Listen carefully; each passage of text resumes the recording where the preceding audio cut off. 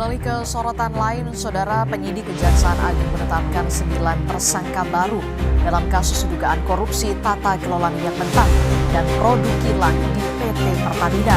9 tersangka, salah satunya adalah pengusaha importir minyak Muhammad Risa Khalid.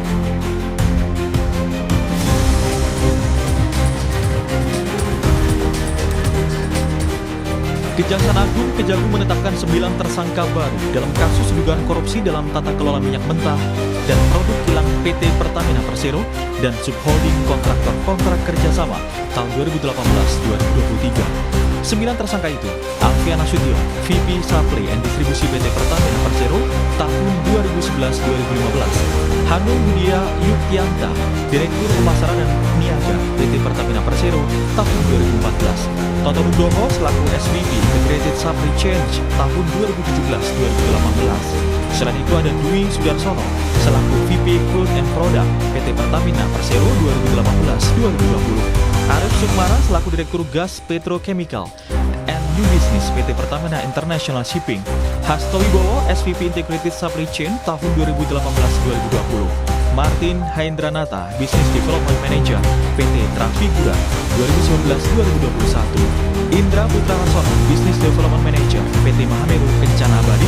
Dan juga terakhir Muhammad Risa Khalid selaku Beneficial Owner PT Orbit Terminal Merak PT OTN. Mantan Direktur Utama Pertamina Patraniaga, Alfian Nasution, salah satu tersangka, diduga melakukan sejumlah perbuatan melawan hukum ketika ia menjabat sebagai Vice President Supply and Distribusi Kantor Pusat Pertamina tahun 2011-2015. Alfian menyewa Orbit Terminal Merak dengan menghilangkan hak kepemilikan Pertamina dan harga yang tinggi dalam kontrak. Alfian bersama dengan tersangka Hanung Budia Yukianta selaku Direktur Pemasaran dan Niaga PT Pertamina melakukan proses penunjukan langsung kerjasama sewa terminal bahan bakar minyak BBM Merak secara melawan hukum. Padahal pada kontrak awal terdapat klausul yang menyatakan setelah 10 tahun sewa PT OTN akan menjadi aset Pertamina. Kejaksaan Agung menyatakan total kerugian negara dalam kasus korupsi Pertamina mencapai 285 triliun rupiah. Kerugian itu meliputi kerugian keuangan negara dan kerugian perekonomian negara.